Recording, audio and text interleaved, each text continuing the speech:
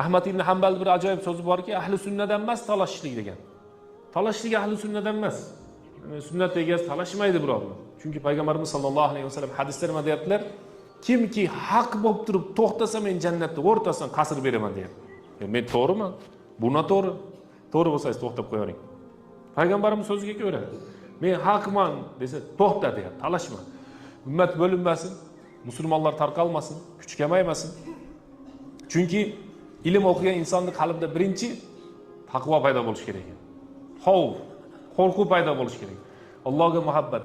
Tarixda olimlarimiz aytgan, li yumariya bihil ulama va sufaha degan. Ahmoq bilan talashish maqsadli ilm olgan bo'lsa, o'zi ahmoq.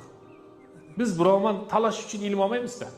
Bir narsani isbotlash uchun olmaymiz. Ilmning qoidasini bilaylik. Ilm men o'zim uchun olaman. Hozir aytayotgan masalaman birinchi o'zimga.